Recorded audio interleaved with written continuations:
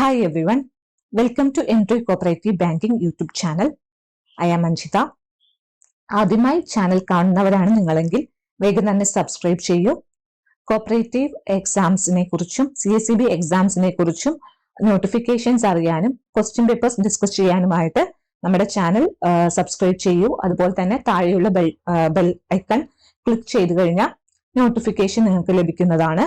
Okay, ഇന്ന് നമ്മൾ discuss ചെയ്യാൻ പോകുന്നത് CSEB എക്സാംസിൽ നേരത്തെ ചോദിച്ചിട്ടുള്ള പ്രീവിയസ് ഇയർ ക്വസ്റ്റ്യൻസ് ആണ്.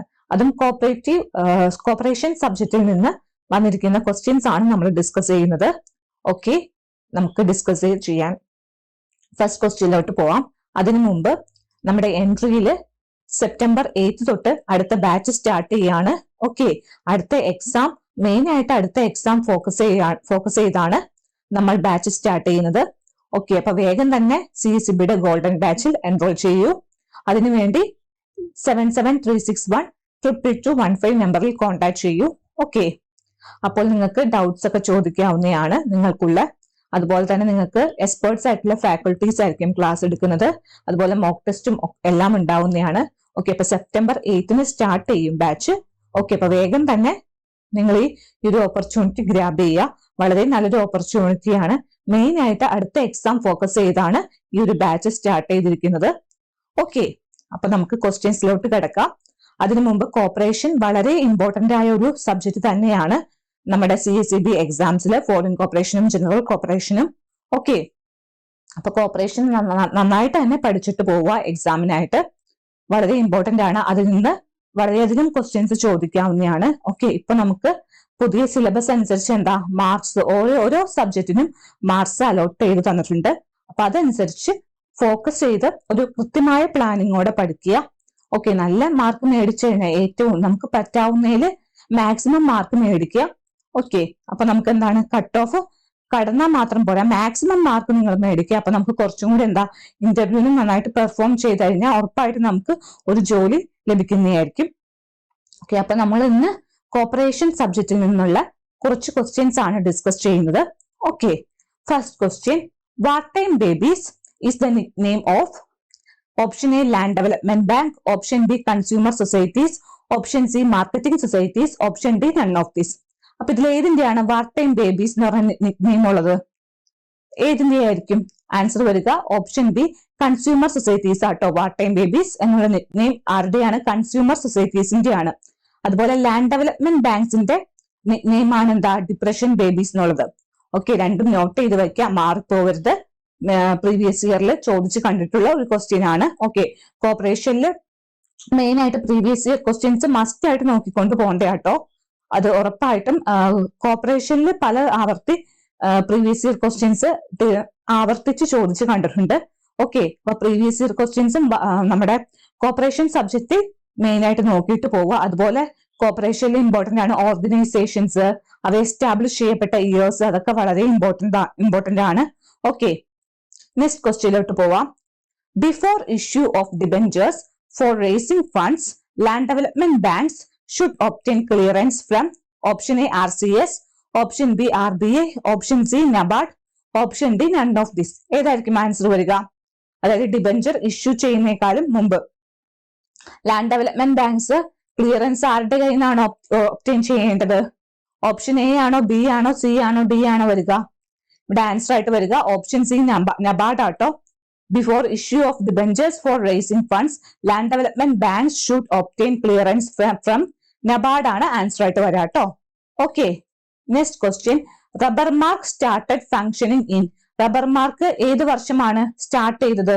Option A 1970, option B 1971, option C 1972, option D 2005. ഏത് വർഷമാണ് റബ്ബർ മാർക്ക് സ്റ്റാർട്ട് ചെയ്തത്? 1971 option B 1971 rubber mark start ചെയ്തത് കേട്ടോ. ഇതുപോലെ ഓരോ ഓർഗനൈസേഷനും അവർ സ്റ്റാർട്ട് ചെയ്ത ഇയറും എസ്റ്റാബ്ലിഷ് ചെയ്ത ഇയറും ഒക്കെ ഇമ്പോർട്ടന്റ് ആണ്. ചില ഓർഗനൈസേഷന്റെ സ്റ്റാർട്ട് ചെയ്ത ഇയറും എസ്റ്റാബ്ലിഷ് ചെയ്ത ഇയറും വേറെ വേറെ ആയിരിക്കും. ഓക്കെ, അപ്പൊ നോട്ട് ചെയ്ത് പഠിക്കുക. നിങ്ങൾക്ക് പഠിക്കാനുള്ള ഏറ്റവും നല്ലൊരു മാർഗം എന്ന് പറഞ്ഞാൽ ഒരു പേപ്പറിൽ അല്ലെങ്കിൽ ഒരു നോട്ട്ബുക്കിൽ ഓർഗനൈസേഷനും അതുപോലെ അവ എസ്റ്റാബ്ലിഷ് ചെയ്യപ്പെട്ട ഇയർ, സ്റ്റാർട്ട് ചെയ്ത ഇയർ ഒക്കെ എഴുതി നോട്ട് ചെയ്യുക. അപ്പൊ നിങ്ങൾക്ക് അത് എല്ലാ ദിവസവും എടുത്ത് പഠിക്കുമ്പോ എന്താണ് എളുപ്പമായിട്ട് വരും, കൺഫ്യൂഷൻ ഉണ്ടാവില്ല. അല്ലെങ്കിൽ ഇന്ന് നിങ്ങൾ എന്താ ഒരു 2 അല്ലെങ്കിൽ 3 ഓർഗനൈസേഷൻ പഠിച്ചു, സ്റ്റാർട്ട് ചെയ്ത ഇയറും എസ്റ്റാബ്ലിഷ് ചെയ്യപ്പെട്ട ഇയറും പഠിച്ചു, അത് കഴിഞ്ഞ് അടുത്ത ദിവസം വേറെ ഓർഗനൈസേഷൻസ്, അങ്ങനെ പഠിച്ച ഒരാഴ്ച കഴിയുമ്പോൾ നിങ്ങൾക്ക് തന്നെ കൺഫ്യൂഷൻ ആവും. ഈ ഇയറും സ്റ്റാർട്ട് ചെയ്ത വർഷവും അതുപോലെ എല്ലാം തമ്മിൽ എന്താ പ്രൊഡക്ട്സും ഒക്കെ ആയിട്ട് എന്താ കൺഫ്യൂഷൻ വരും. അപ്പൊ ഈ ഒരു മാർഗം നിങ്ങൾക്ക് വളരെ എളുപ്പമാണ്. അതായത് നമ്മൾ പഠിച്ചുകൊണ്ടിരിക്കുമ്പോൾ തന്നെ എന്താണ് ഒരു നോട്ട്ബുക്കിൽ ഫസ്റ്റ് ഒരു റബ്ബർ മാർക്ക് ആണെങ്കിൽ റബ്ബർ മാർക്ക് എഴുതി, എസ്റ്റാബ്ലിഷ് ചെയ്യപ്പെട്ട വർഷം, സ്റ്റാർട്ട് ചെയ്ത വർഷം, അതൊക്കെ എഴുതി വെക്കുക. അത് കഴിഞ്ഞ് ഇതായിട്ട് അടുത്ത ഓർഗനൈസേഷന്റെ എഴുതുക. അപ്പൊ ആ ഒരു പേപ്പറിൽ ഫുൾ എന്താ ആ ഒരു ഓർഗനൈസേഷന്റെ വരും. ഓക്കെ, അപ്പൊ നിങ്ങൾക്ക് പിന്നെ അതെന്താ റിവൈസ് ചെയ്യുമ്പോൾ എളുപ്പമായിട്ട് വരും. നോക്കി പഠിക്കുമ്പോൾ എല്ലാ ഒരു ഓർഗനൈസേഷന്റെയും ഒരു പേപ്പറിലായിട്ട് കാണുമ്പോൾ എന്താണ് നിങ്ങൾക്ക് റിലേറ്റ് ചെയ്ത് പഠിക്കാൻ പറ്റും. ഓരോ ഓർഗനൈസേഷന്റെ ഏതായിരിക്കും ഇയർ അല്ലെങ്കിൽ ഏതായിരിക്കും അതിന്റെ പ്രൊഡക്ട്സ് എന്നൊക്കെ. ഓക്കെ, ക്ലാസിഫൈ ചെയ്ത് പഠിക്കുക. അത് ക്ലാസിഫൈ ചെയ്ത് പഠിച്ചു കഴിഞ്ഞാൽ ഓർഗനൈസേഷൻസ് നിങ്ങൾക്ക് പെട്ടെന്ന് തന്നെ പഠിക്കാനായിട്ട് സാധിക്കും. Next question, Kisan credit card was started by NABARD in. Kisan credit card NABARD start ചെയ്തത് ഏത് വർഷമാണ്? Option A 1990, option B 1998, option C 2003, option D 2005. ഏത് ഇയർ ആണ് കിസാൻ ക്രെഡിറ്റ് കാർഡ് സ്റ്റാർട്ട് ചെയ്തത്? കിസാൻ ക്രെഡിറ്റ് കാർഡ് സ്റ്റാർട്ട് ചെയ്തത് ഏത് ഇയർ ആണ്?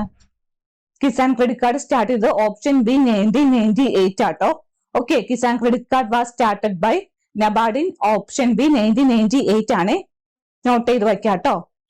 Headquarters of RAIDCO is at എവിടെയാണ്? Option A Kochi, option B Kannur, option C Calicut, option D none of this. ഏതായിരിക്കും headquarters വരിക? Option B Kannur ആട്ടോ ഇവിടെ ആൻസർ ആയിട്ട് വരുന്നത്. ഹെഡ്ക്വാർട്ടേഴ്സ് കണ്ണൂരാണ്. നോട്ട് ചെയ്ത് വയ്ക്കുക. അതുപോലെ ഓരോ ഓർഗനൈസേഷന്റെയും ഹെഡ്ക്വാർട്ടേഴ്സ് വളരെ ഇമ്പോർട്ടന്റ് ആണ്. അതും നിങ്ങൾ എഴുതി നോട്ട് ചെയ്ത് ക്ലാസിഫൈ ചെയ്ത് പഠിച്ചാൽ എളുപ്പമായിരിക്കും. ഇപ്പോ കണ്ണൂരിന് 2-3 ഓർഗനൈസേഷന്റെ ഹെഡ്ക്വാർട്ടേഴ്സ് വരുന്നുണ്ട്. അപ്പൊ നിങ്ങൾ ഒരു കണ്ണൂർ എന്ന് പറഞ്ഞ് എഴുതി അതിന്റെ താഴെ ഏതൊക്കെ ഓർഗനൈസേഷന്റെ ഹെഡ്ക്വാർട്ടേഴ്സ് ആണ് വരുന്നത് അതൊക്കെ എഴുതി വെക്കുക. അപ്പൊ നിങ്ങൾക്ക് എന്താ എളുപ്പമായിട്ട് പഠിക്കാനായിട്ട് സാധിക്കും. Okay, next question, Chocobite is a product of. Option A Milma, option B Raitco, option C Rubco, option D none of this. ഏതായിരിക്കും വരിക?